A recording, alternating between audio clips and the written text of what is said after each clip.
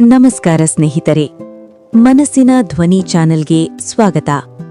ಇಂದು ನಾನು ನಿಮಗೆ ಒಂದು ವಿಶಿಷ್ಟವಾದ ಕಥೆಯನ್ನು ಹೇಳಲಿದ್ದೇನೆ. ನಾವೆಲ್ಲರೂ ಜೀವನದಲ್ಲಿ ಅಂದುಕೊಂಡಿದ್ದನ್ನು ಸಾಧಿಸಲು ಬಯಸುತ್ತೇವೆ, ಪರಿಶ್ರಮ ಪಡುತ್ತೇವೆ, ಹಗಲು ರಾತ್ರಿ ದುಡಿಯುತ್ತೇವೆ. ಆದರೆ ಕೆಲವೊಮ್ಮೆ ನಮಗೆ ಅನಿಸುತ್ತದೆ, ನಾನು ಇಷ್ಟೊಂದು ಕೆಲಸ ಮಾಡುತ್ತಿದ್ದರೂ ನನಗೆ ಯಾಕೆ ಫಲ ಸಿಗುತ್ತಿಲ್ಲ, ನನ್ನ ಅದೃಷ್ಟವೇ ಸರಿಯಿಲ್ಲವೇ ಎಂದು. ಇಂತಹ ಪ್ರಶ್ನೆಗಳು ನಿಮ್ಮ ಮನಸ್ಸಿನಲ್ಲಿ ಕಾಡುತ್ತಿದ್ದರೆ ಇಂದಿನ ಈ ಕಥೆ ನಿಮಗಾಗಿ. ಇದು ಕೇವಲ ಒಂದು ಮರದ ಕಥೆಯಲ್ಲ, ಇದು ನಿಮ್ಮ, ನನ್ನ ಮತ್ತು ಪ್ರತಿಯೊಬ್ಬ ಸಾಧಕನ ಜೀವನದ ಕನ್ನಡಿ. ಒಂದು ಹಳ್ಳಿಯಲ್ಲಿ ಒಬ್ಬ ರೈತ ಇರುತ್ತಾನೆ. ಅವನು ತುಂಬಾ ಶ್ರಮಜೀವಿ. ಒಂದು ದಿನ ಅವನು ಮಾರುಕಟ್ಟೆಯಿಂದ ಚೀನಿ ಬಿದಿರಿನ ಬೀಜಗಳನ್ನು ತರುತ್ತಾನೆ. ಈ ಬಿದಿರು ಬೆಳೆಸುವುದು ಅಷ್ಟು ಸುಲಭವೆಲ್ಲ ಎಂದು ಅವನಿಗೆ ತಿಳಿದಿರುತ್ತದೆ. ಆದರೂ ಅವನು ಒಂದು ದೊಡ್ಡ ಕನಸನ್ನು ಹೊತ್ತು ತನ್ನ ಹೊಲದಲ್ಲಿ ಆ ಬೀಜಗಳನ್ನು ಬಿತ್ತುತ್ತಾನೆ. ಅವನು ಪ್ರತಿದಿನ ಮುಂಜಾನೆ ಎದ್ದು ಹೊಲಕ್ಕೆ ಹೋಗುತ್ತಾನೆ, ಹದವಾಗಿ ನೀರು ಹಾಕುತ್ತಾನೆ, ಉತ್ತಮವಾದ ಗೊಬ್ಬರವನ್ನು ನೀಡುತ್ತಾನೆ, ಸುತ್ತಮುತ್ತಲಿನ ಬೇಡದ ಕಳೆಗಳನ್ನು ಕೀಳುತ್ತಾನೆ. 1 ತಿಂಗಳು ಕಳೆಯಿತು, 2 ತಿಂಗಳು ಕಳೆಯಿತು, ಮೊದಲ ವರ್ಷವೇ ಮುಗಿದು ಹೋಯಿತು. ಆದರೆ ಆಶ್ಚರ್ಯವೆಂದರೆ ನೆಲದ ಮೇಲೆ ಒಂದು ಸಣ್ಣ ಮೊಳಕೆಯೂ ಕಾಣಿಸಿಕೊಳ್ಳಲಿಲ್ಲ. ಇಲ್ಲಿ ನಾವು ಗಮನಿಸಬೇಕಾದ ಅಂಶವೆಂದರೆ ನಂಬಿಕೆ. ರೈತ ವಿಚಲಿತನಾಗುವುದಿಲ್ಲ, ಅವನು ತನ್ನ ಕೆಲಸವನ್ನು ನಿಲ್ಲಿಸುವುದಿಲ್ಲ. ನಾವು ಕೂಡ ಅಷ್ಟೇ. ಒಂದು ಕೆಲಸ ಶುರು ಮಾಡಿದ 1 ವಾರಕ್ಕೆ ಫಲಿತಾಂಶ ನಿರೀಕ್ಷಿಸುತ್ತೇವೆ.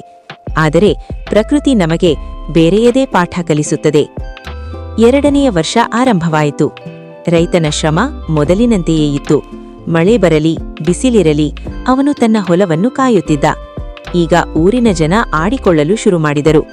ನೋಡಪ್ಪ, ಈ ಮನುಷ್ಯನಿಗೆ ಹುಚ್ಚು ಹಿಡಿದಿದೆ, ಏನೂ ಬೆಳೆಯದ ನೆಲಕ್ಕೆ ದಿನಾ ನೀರು ಹಾಕುತ್ತಿದ್ದಾನೆ ಎಂದು ಹೀಯಾಳಿಸಿದರು. 3ನೇ ವರ್ಷವೂ ಕಳೆಯಿತು, 4ನೇ ವರ್ಷವೂ ಬಂತು. ಇಷ್ಟರಲ್ಲಿ ಆ ರೈತನ ಮನಸ್ಸಿನಲ್ಲೂ ಸಣ್ಣ ಸಂಶಯ ಮೂಡಬಹುದು ಅಲ್ಲೇ. ನಾನು ಮಾಡುತ್ತಿರುವುದು ಸರಿಯೇ? ಈ ಬೀಜಗಳು ಸತ್ತು ಹೋಗಿವೆಯೇ ಎಂದು. ಆದರೆ ಅವನು ತನ್ನ ಅಂತರಾತ್ಮದ ಧ್ವನಿಯನ್ನು ಆಲಿಸಿದ. ಅವನು ಬಿಡಲಿಲ್ಲ. ಜೀವನದ ಪಾಠ. ನಮ್ಮ ಜೀವನದಲ್ಲೂ ಅಷ್ಟೇ. ನಾವು ಏನಾದರೂ ಹೊಸದು ಮಾಡಲು ಹೋದಾಗ ಸಮಾಜ ನಮ್ಮನ್ನು ನೋಡಿ ನಗುತ್ತದೆ. 4 ವರ್ಷಗಳ ಕಾಲ ಫಲಿತಾಂಶ ಸಿಗದಿದ್ದಾಗ ನಾವೇ ನಮ್ಮನ್ನು ಅನುಮಾನಿಸುತ್ತೇವೆ. ಆದರೆ ನೆನಪಿಡಿ, ಯಶಸ್ಸು ಎನ್ನುವುದು ಲಾಟರಿಯಲ್ಲ, ಅದು ಒಂದು ಪ್ರಕ್ರಿಯೆ. 5ನೆಯ ವರ್ಷದ ಒಂದು ಶುಭೋದಯ. ರೈತ ಎಂದಿನಂತೆ ಹೊಲಕ್ಕೆ ಹೋದಾಗ ಅವನ ಕಣ್ಣುಗಳನ್ನೇ ಅವನಿಗೆ ನಂಬಲಾಗಲಿಲ್ಲ. ನೆಲವನ್ನು ಸೀಳಿ ಒಂದು ಪುಟ್ಟ ಹಸಿರು ಮೊಳಕೆ ಮೇಲೆ ಬಂದಿತ್ತು. ಅಲ್ಲಿಂದ ಮುಂದೆ ನಡೆದದ್ದು ಪವಾಡ. ಕೇವಲ 6 ತಿಂಗಳಲ್ಲಿ ಆ ಬಿದಿರು ಬರೋಬ್ಬರಿ 80 ಅಡಿ ಎತ್ತರಕ್ಕೆ ಬೆಳೆದು ನಿಂತಿತು. ಹಳ್ಳಿಯ ಜನರೆಲ್ಲ ಬೆರಗಾಗಿ ನೋಡುತ್ತಿದ್ದರು. ಕೇವಲ 1.5 ತಿಂಗಳಲ್ಲಿ ಇಷ್ಟು ಎತ್ತರ ಬೆಳೆಯಲು ಹೇಗೆ ಸಾಧ್ಯ? ಇಲ್ಲಿ ಮನುಷ್ಯನ ಸಾಮಾನ್ಯ ಬುದ್ಧಿಗೆ ಅನ್ನಿಸುವುದು ಎಂದರೆ ಆ ಮರ ಕೇವಲ 6 ತಿಂಗಳಲ್ಲಿ ಬೆಳೆಯಿತು ಎಂದು. ಆದರೆ ಸತ್ಯ ಅದಲ್ಲ. ಆ ಮರ ಬೆಳೆಯಲು 5 ವರ್ಷ 6 ತಿಂಗಳನ್ನು ತೆಗೆದುಕೊಂಡಿತು. ಆ ಮೊದಲ 4 ವರ್ಷಗಳಲ್ಲಿ ಆ ಬಿದಿರು ನೆಲದ ಒಳಗೆ ತನ್ನ ಬೇರುಗಳನ್ನು 100 ಅಡಿಗಳಷ್ಟು ಆಳಕ್ಕೆ ಹರಡಿತ್ತು. ಯಾಕೆಂದರೆ 80 ಅಡಿ ಎತ್ತರದ ಭಾರವನ್ನು ಹೊರಬೇಕಾದರೆ ಅದರ ಬುನಾದಿ ಅಷ್ಟೇ ಗಟ್ಟಿಯಾಗಿರಬೇಕಿತ್ತು. ಸ್ನೇಹಿತರೆ, ನಿಮ್ಮ ಜೀವನದಲ್ಲೂ ಈಗ ಬೇರು ಬಿಡುವ ಸಮಯವಿರಬಹುದು. ನೀವು ಪರೀಕ್ಷೆಗೆ ಓದುತ್ತಿರಬಹುದು, ಫಲಿತಾಂಶ ತೃಪ್ತಿ ನೀಡದಿರಬಹುದು. ನೀವು ಒಂದು ಹೊಸ ಕೆಲಸ ಅಥವಾ ವ್ಯಾಪಾರ ಶುರು ಮಾಡಿರಬಹುದು, ಗ್ರಾಹಕರು ಬರುತ್ತಿಲ್ಲದಿರಬಹುದು. ನೀವು ಕಷ್ಟಪಟ್ಟು ಕೆಲಸ ಮಾಡುತ್ತಿರಬಹುದು, ಆದರೆ ಬಡ್ತಿ ಸಿಗತ್ತಿಲ್ಲದಿರಬಹುದು. ನೆನಪಿಡಿ, ನೀವು ಸೋಲುತ್ತಿಲ್ಲ, ಬದಲಾಗಿ ನೀವು ಸಿದ್ಧರಾಗುತ್ತಿದ್ದೀರಿ.